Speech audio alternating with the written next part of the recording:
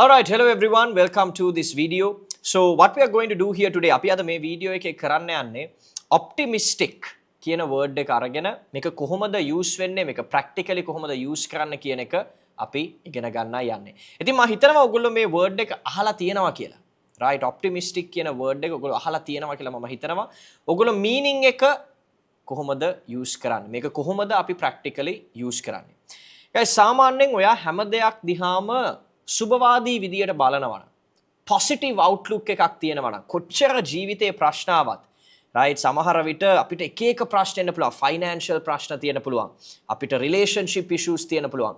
හැබැයි මේ අවස්ථාවලදී මානසිකව අපි වැටෙන්නේ නැතුව අපි අපේ ජීවිතය ගැන, අපේ තියෙන මේ life එක, මේ experience එක ගැන සුබවාදී විදියට අපි බලනවා නම් අපි කියනවා මෙයා optimistic person කෙනෙක් කියලා.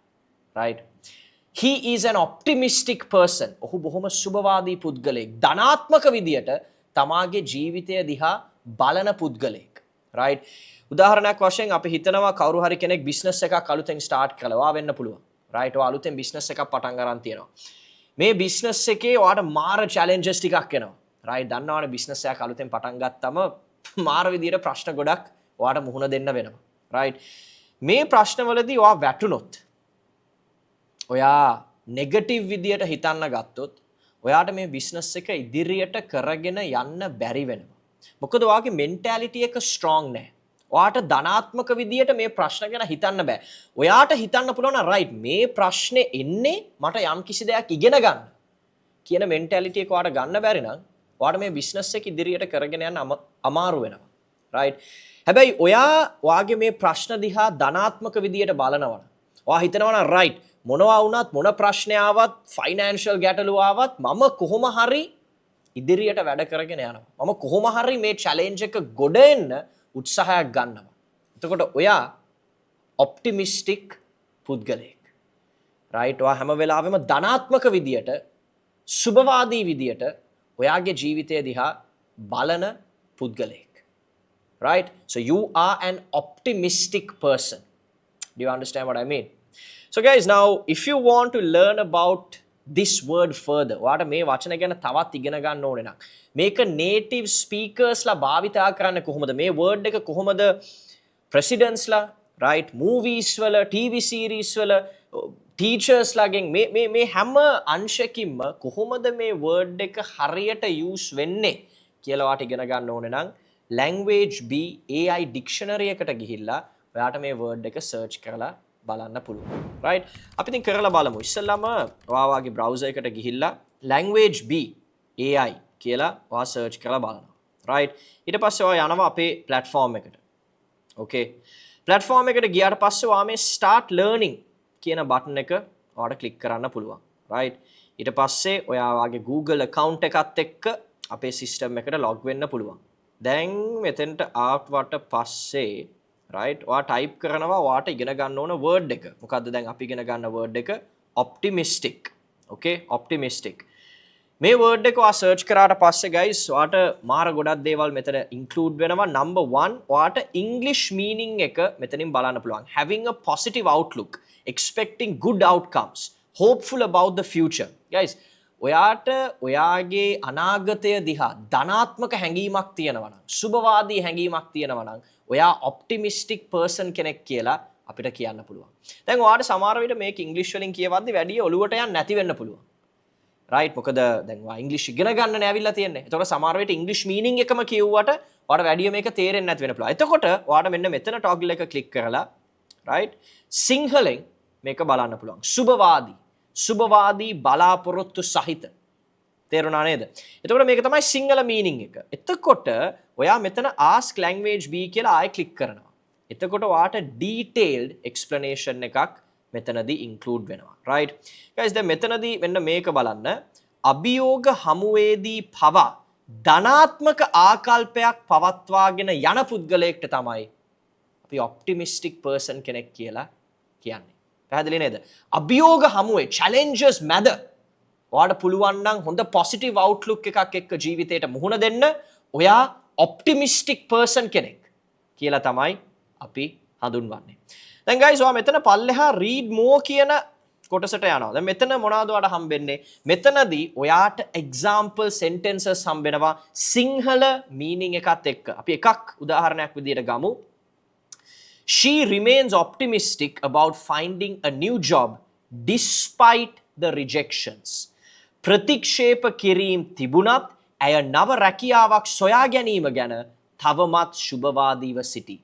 Guys, ඔයගොල්ලෝ දන්නවා ඔයගොල්ලෝ රස්සාවලට apply කරද්දි සමහර විට rejection එනවා.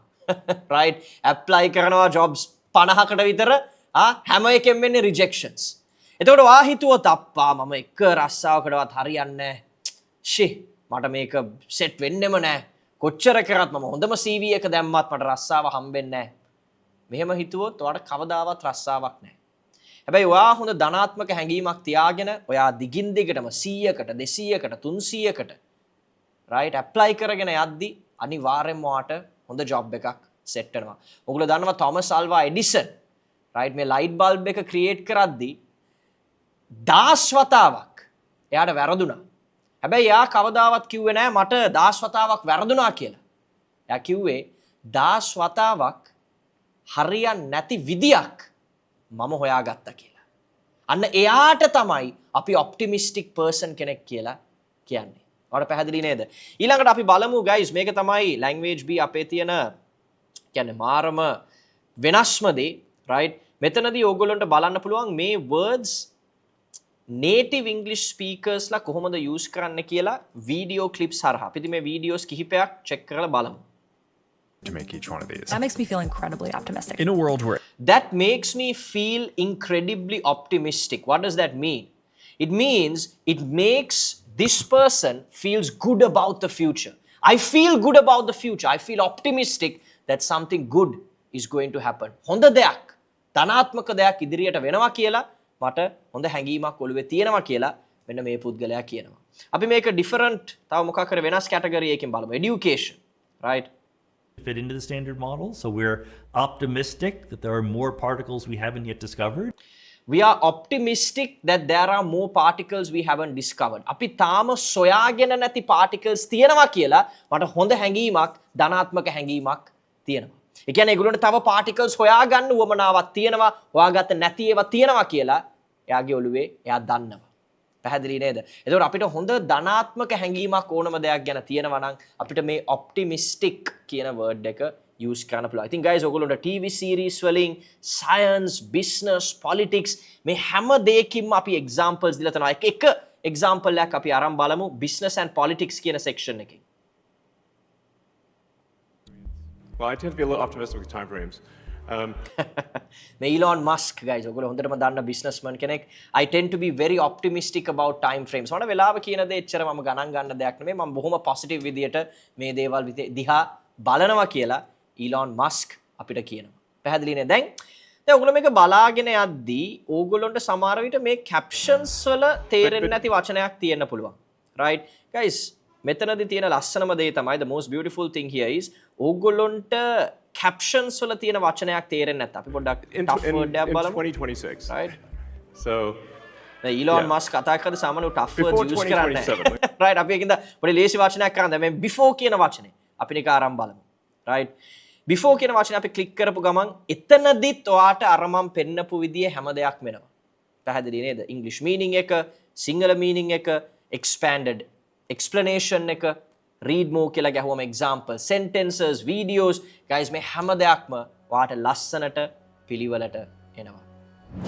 ඉතින් ඔයා ඇත්තටම English develop කරගන්න හදන කෙනෙක් නම් ඔයාගේ English knowledge එක වැඩි කරගෙන ඕනම කෙනෙක් එක්ක ඕනම වෙලාවක ඕනම තැනක බය නැතුව English කතා කරන්න උත්සාහ දරන කෙනෙක් නම් ඔයා අනිවාර්යයෙන්ම මේ language BAI dictionary එක අපේ dictionary එකට ඔයා subscribe කරන්න. ඒ කියන්නේ ඔයා මේ website එකට ගිහිල්ලා ඔයා premium subscription එකක් අරගෙන daily ඔයාගේ English language එක develop කරගන්න ඔයා උත්සාහයක් ගන්න. පැහැදිලි නේද? ඉතින් ඔයාට මේ වීඩියෝ එකෙන් ඔයා යම් කිසි දෙයක් ඉගෙන ගත්තා නම් ඔයාට වැදගත්කමක් තිබ්බා නම් අනිවාර්යයෙන්ම අපේ වීඩියෝ එකට අපේ channel එකට subscribe කරන්න. මේක වැදගත් වෙයි කියලා හිතෙන ඔයාට තව යාළුවෙක් ඉන්නවා නම් එයාත් එක්ක මේක share කරන්න. language B ගැන ඔයාට තියෙන අදහස ඒක ධනාත්මක අදහසක් කියලා මම හිතනවා. ඔප්ටිමිස්ටික් view එකක් කියලා මම හිතනවා. ඒ view එක ඔයා පහලින් කමෙන්ට් එකක් දාන්න. තවත් ඔයගොල්ලන්ට කරන්න පුළුවන් දෙයක් තමයි මේ ඔප්ටිමිස්ටික් කියන word එක අරගෙන ඔයා තනියෙන් හදපු sentences කිහිපයක් පහලින් කමෙන්ට් එකක් දාන්න පුළුවන්. right? ඉතින් ඊළඟ වීඩියෝ එකෙන් අපි එනකන් keep practicing.